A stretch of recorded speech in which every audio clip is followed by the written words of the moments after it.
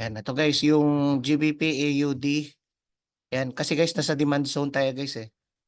Ang pinaka the best guys na makita natin, ito. 'Di ba may A plus setups tayo? Tapos, ang hahanapin lang natin dyan, supply and demand. Ngayon, nasa demand zone tayo. Parang ganito. Oh. Kunwari, ito yung demand zone. Yan, ito yung price. Yan, kunwari, ito yung price. Yan, ganyan. Tapos ito, demand zone din. Demand zone. Ang pinaka the best guys for entry guys ha. Pwede guys sa 1 hour time frame or sa 4 hour time frame. Mamaya i-discuss ko yung 4 hour at saka 1 hour. Sa 1 hour naman, basta guys ang pinaka the best na W pattern for reversal, yung ganito. 1, 2, 3. Yan, mas the best to guys ha. Yung may yung may shift ng liquidity. Yan, mas the best to guys kung may ganito. Compare sa pero okay naman kahit W guys eh. Pero sa akin, gusto ko lang sabihin sa inyo na the best guys yung pattern na ganito, yung may shift ng liquidity compare sa W na ganito. Yan, compare sa W na ganyan. Ito guys, mas the best to. Kung iba-backtest nyo. Yung may yung nang-hit siya ng stop loss. Kunwari, di ba, ito yung pinaka-last niya. Ito. Ang ginawa niya, nang-hit siya ng stop loss tapos bumalik. Yan. Pwede yan guys sa 1 hour time frame. Mas the best yan guys na na pattern for entry. Okay, tapos guys ganito. Kunwari na 'di ba sa 4 hour ako naghahanap lagi ng setups. Sa 4 hour sa 1 hour may option ka guys 'di ba sa 1 hour pwede ka maghanap ng change of character. Pwedeng ganyan or minsan nga pag ganito pwede na eh. Pero sa akin guys mas the best to ah. Pag ganito yung lalabas mas okay. Okay, so 1 hour to guys sa for entry. Tapos kung wala kang makita diyan sa ng change of character, pwede ka maghanap sa 4 hour time frame ng candlestick pattern. Basta sa 4 hour time frame kasi doon kasi ako naghahanap ng supply and demand ng A plus setups natin. Yan. Ang pinaka the best nga guys ni research ko ngayon. Pero yung pinasa ko kahapon na picture, yan yung mga tinitingnan ko talaga. Tingnan nyo nga yung kahapon guys. Ano yan, parang anim yata na candlestick. Pero ang sabi dito, the two most important candlestick pattern issues. Ito guys, yung pin bar at saka yung engulfing pattern. Ano ba yung pin bar? Ito guys, ito yung pin bar. Yan, ganito yung itsura niya. Minsan nga mas okay nga yung saan pa yung isang pin bar na Ito rin guys yung isa. Ito rin yung isa is engulfing. Ito pin bar pala guys, ito yan. Ito example Ito for bullish, ito naman for bearish. Yan, yung engulfing naman, ito siya. Mas malaki yung body niya kumpara sa sa previous candle. Yan, i-save niyo lang guys kumbaga dalawa. Pero sa akin, yung tinitingnan ko, yung talaga yung pinasa ko kahapon sa picture. Pero ngayon ko lang na research na ito daw yung dalawa, pero okay lang 'yan. Sa akin ang tinitingnan ko yung pinasa ko kahapon sa GC ng mga pattern. Ganun guys, ganun yung batayan ko. Katulad nito, ito demand zone. Wait lang, saan ba yung mga picture dito?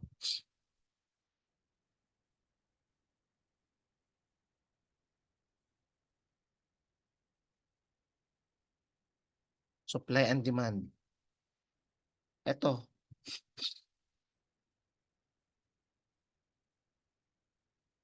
Basta ito guys, basta ganito guys sa 4 hour time frame. Katulad nito, ito. Sa USDCHF, 'di ba napansin nyo, ito dati yung dating demand zone to. Dating demand zone siya, tapos dito, sabihin natin na pin bar to, kaya ang ending lumipad. Tapos meron ding engulfing, kaya ang ending lumipad. Tapos ito ngayon guys, itong blue na to, dalawa yan guys ito at saka ito. Bale ito demand zone, ito dating demand zone. Ang minimum guys na pwedeng mag-bounce na okay pa mag-entry at least 2 bounce. Pero pag maraming bounce na medyo magagasgas na yung demand zone or supply. Kaya ito, nasa isang bounce pa lang, tapos ito pangalawa. Kaya ngayon, ang hinahanap ko, ito kasi guys, oh, tingnan nyo to. Ito kasi yung pinaka-latest eh. Ito kasi yung pinaka-latest na low. Ito yung pangalawa din. Dito, mas gugusto, ito guys, oh, ang tawag dito parang ano na, nanghit na siya guys ng stop loss. Kaya dito, naghahanap na lang ako ng ano, ng candlestick pattern. Kaya wait lang ha, tingnan ko to. Ito guys, oh, sa 4-hour time frame, maghahanap ako ng 1 hour ng change of character. Kung wala, maghahanap ako sa 4-hour time frame. Okay, ito guys, so may lumabas. Ito, tingnan ko to kung ganito. Kung entryhan ko man to, siguro ang gagawin ko, dito ako mag-entry. Basta yung stop loss ko dito. Medyo malayo-layo lang para panigurado. O mga ganyan, mga ganito. Tapos yung TP ko nito, siguro ito yung pinaka ano eh. Ito yung pinaka last na hayo, ito. Pwedeng dito ako mag-TP or pwedeng 1:2. Depende sa inyo guys ha. Yan, mga ganyan. Pwedeng 1:2 or pwedeng dito. Ito, i-convince ko muna yung self ko kung ano. Ito, wait lang ah. Tingnan ko to. Mas maganda sana kung ano eh, kung red eh. Kung green, yung ano, yung bullish. Kaso ito kasi black yung color. Pero lumipad naman. Wait lang, ano ba yung tsura kahapon?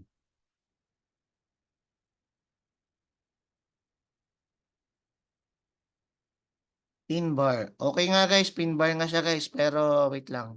Type natin yung ibang pin bar.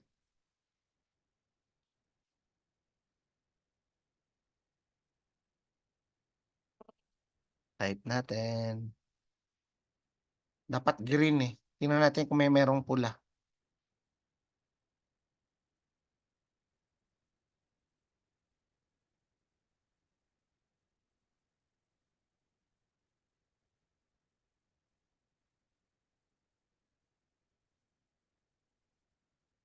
Yan. Ang reason guys kung bakit ko ginawa yung engulfing ano, kasi ang nangyayari, may time minsan guys ha, di ba may supply and demand tayo? Tapos may A plus setups. Pero may time na wala akong entry kasi naghahanap ako ng change of character lagi sa 1 hour time frame. Pero may time guys na yung candle, as in walang change of character guys, ang nangyari, yung pag ganun-ganun lang o diretso, tapos wala man lang change of character, doon ako napag-isip. Tapos sinearch ko, yun. Tapos pinaktest ko yung ano, yung candlestick pattern kung saan may setup. Tapos i-try ko nga ng ano, ng candlestick pattern. Yun, gumana. Pag backtest ko, ito 4-hour time frame. Ito pwede. USD JPY.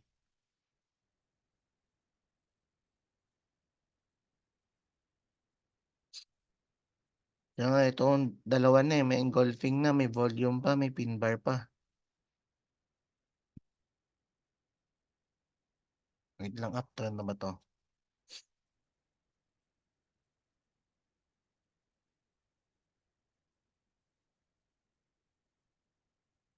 Ito parang okay to ah.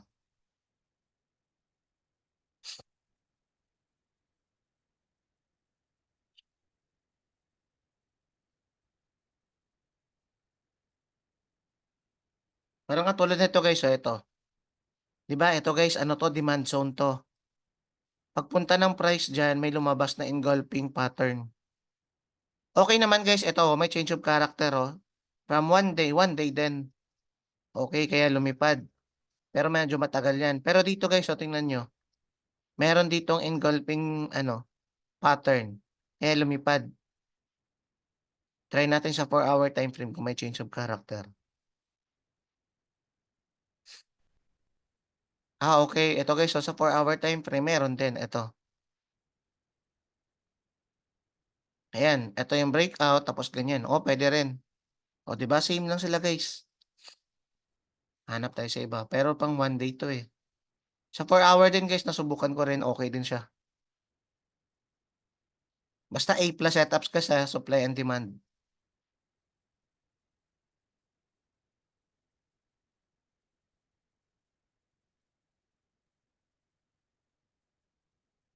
So, hindi ito. Ito, AUDNCD. Okay. 4 hour time frame.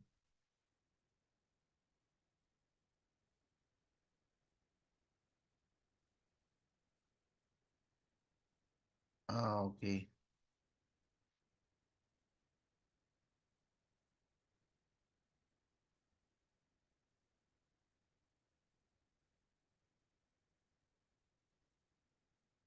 Kung sa 1 day,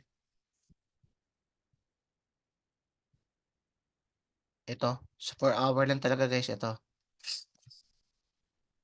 Tapos dito siya nag-ano sa imbalance. Okay, pasok. Ito, guys, so yung USD CHF. USD CHF naman, sa akin, guys, ano to, uptrend. Tandaan nyo, guys, kapag uptrend yung USD CHF, downtrend yung mga USD. Yan, katulad nito, yung gold, euro, AUD, at saka GBP, USD. Kapag downtrend to, uptrend si USD CHF. At saka si USD CAD. Kumbaga, 80% sila, guys, ano sila, opposite sila. Okay, para sa akin dito, si USD CHF, ano siya, guys, kumbaga, uptrend. Kaya ito, guys, so itong area na to, at saka itong area na to, pwede nga, guys, ano ang mangyayari dito, pwedeng ano to, lumipad to, if ever man lumipad yan, babalikan niya talaga to. Itong area na to, guys, babalikan niya talaga to. Kasi matindi yung demand zone dyan eh. Tandaan nyo, guys, yung demand at saka supply, always nire-respect yan sa market. Binabalikan lagi yan. Okay, kaya kung lumipad man dito, antay ka na bumalik. Okay, pero hindi all the time na, kumbaga, 80% bumabalik, 20% minsan, ganito yung mangyayari minsan sa supply and demand. 'Di ba kunwari ito yung demand zone. Pag lumipad yan, may time na lilipad ulit, tataas, sabay balik. Kumbaga titingnan niya talaga yung patience mo kasi marami nang minsan nakakaalam nito eh. Kaya patibayan lang 'to ng ano pasensya. Yan, babalik and then lilipad bago bago lumipad. Tandaan niyo guys yung price bago talaga yan lumipad, babalikan niya talaga yung mga key level. Kumbaga kung ako yung whales, kumbaga ito, kunwari ito yung key level. Lumipad na, pullback, akala natin ito na, lumipad na ulit. Pupunta naman talaga yung price sa pinakataas. Ang mangyayari lang, babalikan niya lang 'to. Magko-cause siya dito guys ng news. Parang ano yung ano, magko-cause ako ng fear sa mga newbie trader na ito ida-down ko talaga na matindi. Kung ikaw hindi ka marunong maghanap ng key level, supply and demand or order block, eto guys pwede 'to tawagin order block guys eh. Pag SMC at saka ICT ka. Pero siyempre same lang naman 'yan. Okay, supply and demand. Yan, kung ikaw hindi ka marunong maghanap ng key level dito, mapapasell ka o matatakot ka. Kaya tandaan niyo yan guys, always ano yan, bago lumipad ng mataas, maghahanap mo na yan ng momentum pababa. Ang reason yan, eto guys ito yung reason. Para ma-hit yung stop loss nito. Kasi 'di ba nag-swing dito? Nagkaroon ng swing. Ang mangyayari, i-hit niya lang yung mga naglagay ng long dito. Yung iba kasi naglagay ng long dito, tapos nandito yung stop loss, tapos pataas. Yan lang yung reason niya guys, i-ano niya lang, i-hit niya lang yung stop loss nito. Kaya kung hindi matibay guys yung pasensya nyo, medyo delikado. Guys, yung tinuturo ko sa inyo guys, ano to day trade at saka swing. Yan, hindi to pang scalp. Kaya kung may strategy ka pang scalp, yan, go mo lang yun. Ano yun sa multibank yun? Sa multibank pala yun. Scalper sila doon eh. Kagabi nga nagtipihit sila eh. Last time na ano sila na SL hit, tapos ngayon nagtipihit sila. Pero ganun talaga guys yung loss talaga, ano yung part niya ng journey. Sige sir, itanong mo lang.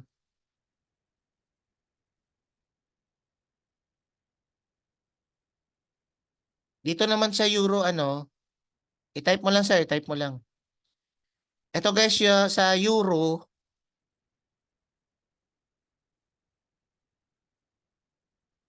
pag bumaba pa yan sa blue, edi ano na, wala na. Ano na, kumbaga cancel, setup. Parang katulad nito, ito. Kagabi, ito yung hinahanap ko dito sana. Ito, dito banda. Kaso wala akong nakitang pattern. Wala akong nakitang change of character sa blue. Wala akong nakitang candlestick pattern na magre-reverse siya. Kaya hindi ako nag-entry dyan. Kumbaga, opportunity to buy, pero walang confirmation. Kaya ang ginagawa ko dito, maghahanap pa ako ulit.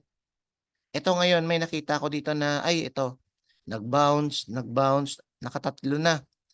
Kaya possible, ito guys, possible lang possible na hindi ako maglulong dito, pero ito yung mangyayari. Maglulong lang ako kapag, kunwari, lumipad yung price, pag ganun, tapos bumalik dito. Yan. Pwedeng bumalik dito or bumalik dito. Ito kasi guys, another resistance to eh. Ito kasi ano to eh, supply zone. Tapos ito, matinding demand tong na ngayon, supply na. Okay, ito pag-isahin ko na lang. Ngayon, ito yung ano ko, ito yung plano ko. Kung maglulong man ako dito, gusto ko lumipad dito yung price, tapos mag-aantay ako ng bounce dito or dito. It's either sa dalawa. Yan. Para masabi ko sa sarili ko na pwede na ako maglong. Okay, kasi pattern na yan guys eh. Na-breakout kasi guys eh, walang confirmation. Ngayon po, pababa siya. Ayan, ngayon pababa siya. Hindi natin alam kung dediretso pa to o pababa. Wala naman nakakaalam sir eh.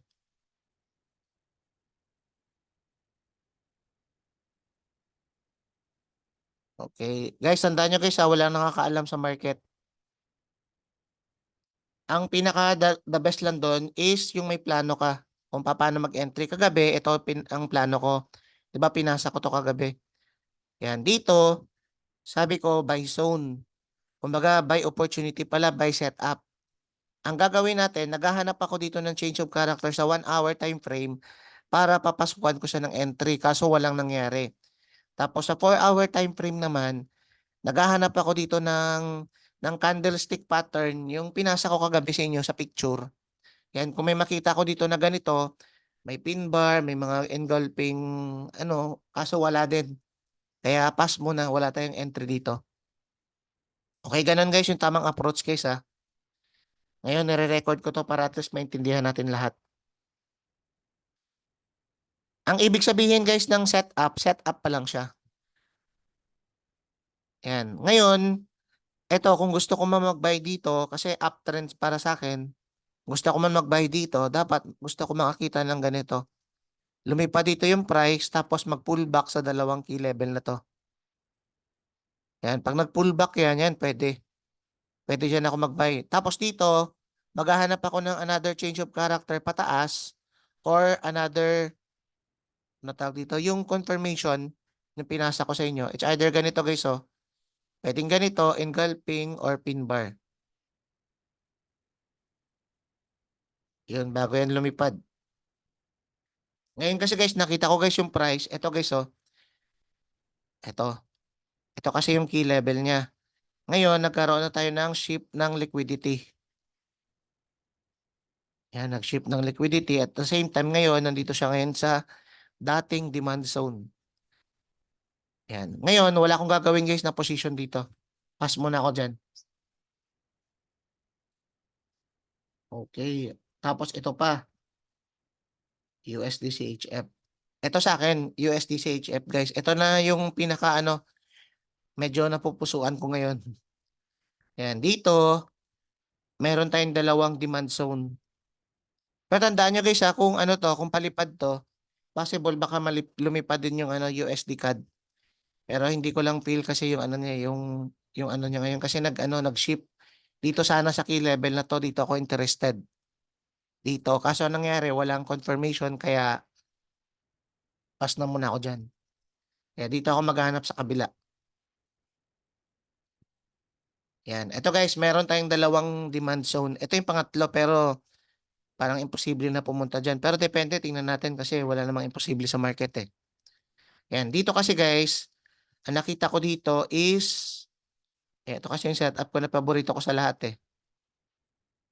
Ito guys oh, wait lang, hindi pala yan. Ito yung paboritong setup ko. 1, 2, 3, 4, 5, 6. Guys, ito yung pinaka paborito kong setup sa lahat. Yung may 1, 2, 3 na may letter M pa, at the same time, meron pang ganito. Yan, may Fibonacci pa na nagre-trace sa 0.618.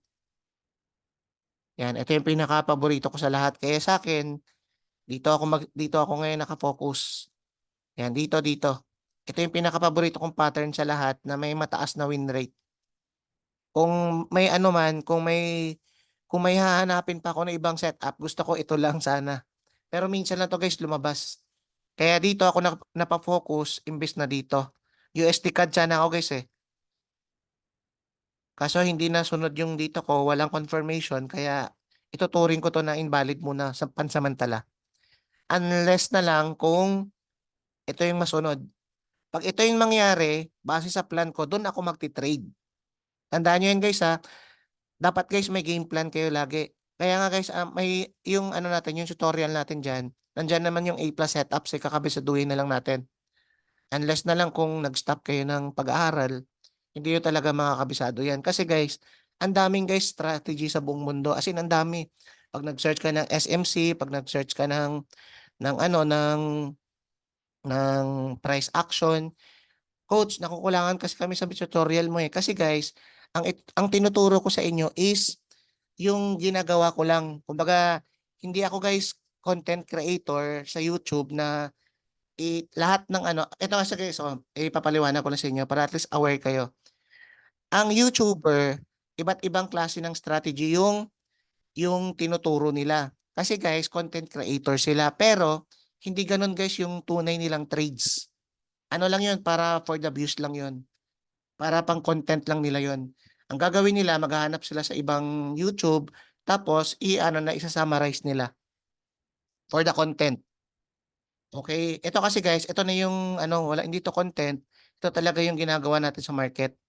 Okay, kaya natural lang na dapat kong ituro yung A+ setups ko lang talaga. Hindi ko na pwedeng ituro yung iba pa.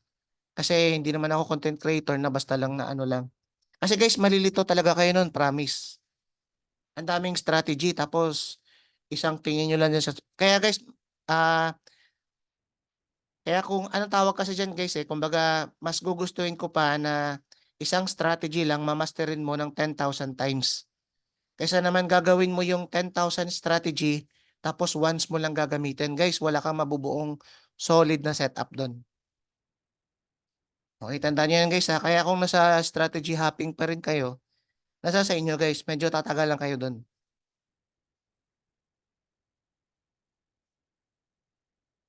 Okay, ngayon, tsaka dapat guys may game plan lagi. Yan, sa akin, sinusundan ko lang yung game plan ko. Kasi nung na-defocus talaga ako, nawala na mental block talaga ako, may time na akala ko game plan siya, pero hindi pala game plan. Tsaka may time na pag nade-defocus ka, yung inip mo, hindi siya ano eh. Ngayon kasi, tuwang-tuwa nga ako kasi, una may sakit ako, pero at least ngayon medyo nakakapagsalita na ako ng maayos. Kasi last time ubo talaga ako ng ubo for 1 month. Kaya pansinin nyo na tahimik muna ako sa GC. Siyempre nagpapagaling muna ako, nagja-jogging muna ako. Kailangan ko muna ibalik yung sarili ko. Yan, may pandemic kasi ngayon guys eh.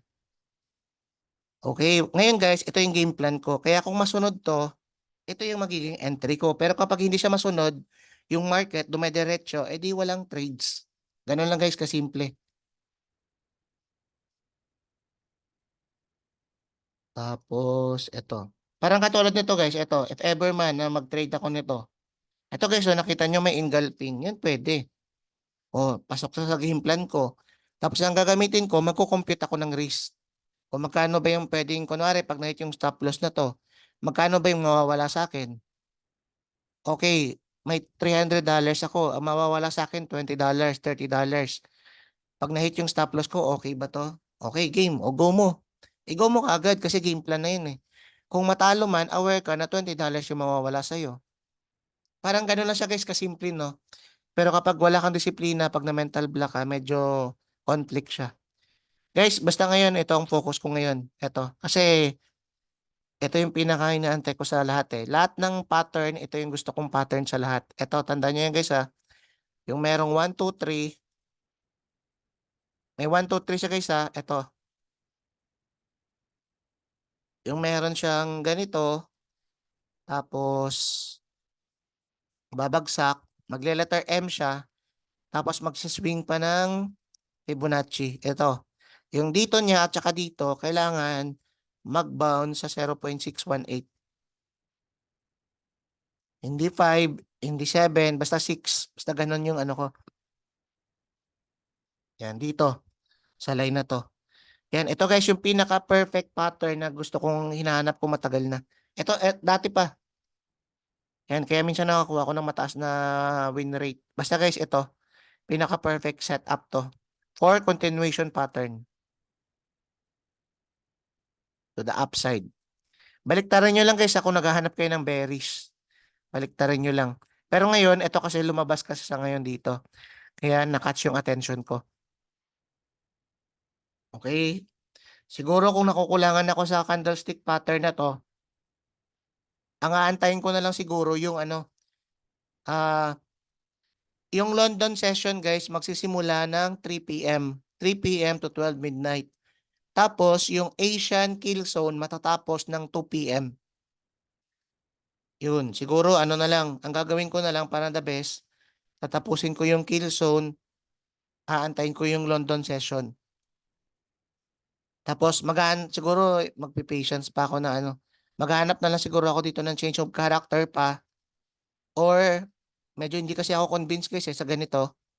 Meron kasing candlestick pattern dito na ano, pero kung naging green sana 'to, mako-convince sana ako kung green na 'to. Unless na lang kung ito, katulad nito sobrang taas talaga at saka may volume, tingnan niyo guys, oh. Pero dito kasi may engulfing pattern, eh. Ito medyo nakukulangan ako nito guys, eh, kaya siguro isang candlestick pattern pa. Isang candlestick, isang London session, at saka isang change of character. Yun na lang para papasukan ko na. Yan, maghahanap lang ako dyan, gano'n dyan. Yan, parang ganyan. Sa 1 hour, ito. Sa 4 hour, candlestick pattern. Or isang ganito guys, bullish engulfing. Ano ba yung bullish engulfing na yan? Parang katulad nito. Yan, katulad nito. Ito, yan. Tapos, ano, saan pa ba? Wait lang maghanap ako ng key level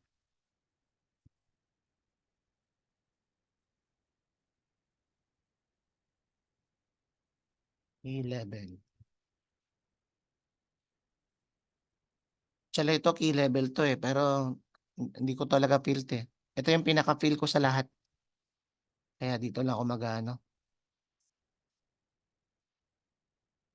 Yan. Kaya guys, pili lang kayo dyan guys ha. Sa akin ito guys, USD-CHF yung pinaka the best setup sa akin. Ito siguro yung magiging ano, possible entry ko at the same time, i-hold ko to siguro baka hanggang next week. Guys, tingnan nyo lang guys kung matindi yung patience nyo guys ito. Ito yung Euro JPY natin. Tingnan nyo guys nag-play out to guys. Ito, candlestick na to. Nag-play out to after 4 days. Pero nung ika 3 days, nandito yung ano niya, dito ako nag-TP guys, dito. Dito ako nag-TP. Pag TP ko, sakto lumipad. Sakto naman. Possible kasi mag-bounce dyan kasi key level to eh. Dito ako guys nag-TP. Yan, pero kung hinabaan ko lang yung patience ko, hanggang dito sana Pero okay lang kasi dito naman talaga, nagba-bounce naman talaga yung price. Hindi natin alam mamaya, pag ganun, biglang reversal. Diba? Kaya yun, nakapag-hold ako ng 3 days. Yan, 3 days. Ngayon, susubukan ko yung level ko, siguro 4 days, 5 days, parang ganun. Susubukan ko lang kung kaya ng psychology ko. Ngayon kasi nakapag-hold ako ng 3 days. Kasi minimum sa akin, ano 1 to 2 days.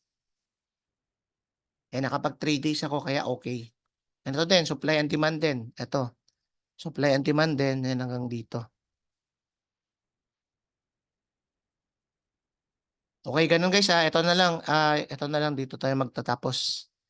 Yan, ulitin ko guys ha. Ito siguro yung mga possible na papasukan ko talaga. Yung USD CHF. Tingnan natin kung may event. Ayun, ayun, ayun.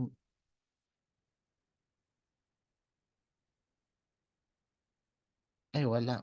CPI. Ito. 9:30 pa. Medyo matagal. Pero okay lang. Basta dito ako maghahanap.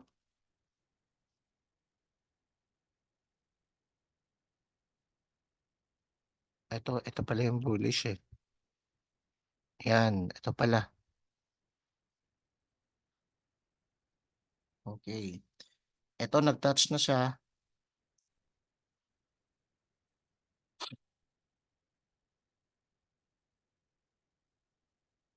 Oo, same sila, same sila.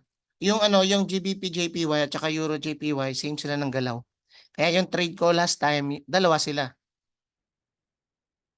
Na-update ko yun sa trading ideas. Sabi ko, itong dalawa na to, ito yung mga possible na papasukan ko. Yun, nag-TPE tayo din guys, mga 1:2 lang. Or 1:1.8. Okay, ngayon kasi dito ako focus ngayon. Tsaka guys, ito pa guys, oh. May letter M din, oh. 1, 2, 3. Pwede rin kanyan. Ang kagandahan dyan, nag-shift na siya ng liquidity. Kaya sa akin, ano talaga to, solid talaga to. Solid to guys na ano lang, isang confirmation pa talaga. Kasi ito kasi may confirmation na guys eh. Ito oh, medyo nakukulangan lang ako. Medyo hindi ako sanay dito. Yan, may confirmation na dito guys ng pin bar. Pero kung naging bullish yan, mas okay. Hanap ako guys ng ibang confirmation candle sa 4 hour or isang change of character. Aantayin ko siguro guys mga 2 p.m. or hanggang 2 p.m. to 4 p.m. Yan, possible siguro baka may sagot na doon. Antayin ko yung candlestick. Magko-close ng 3 hours pa, 3 hours. Okay, tingnan natin guys ha. Basta ganun guys ha, wag lang guys trade kayo ng trade. Yeah. Except na lang guys kung sumasabay kayo doon sa tapos profitable kayo. Sa natin, sa multibank, yan, basta yung risk nyo lang guys, tingnan nyo lang, i-manage nyo lang yung risk nyo.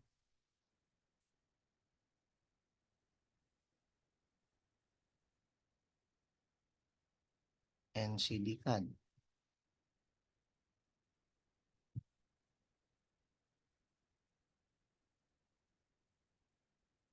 Ito may humalo.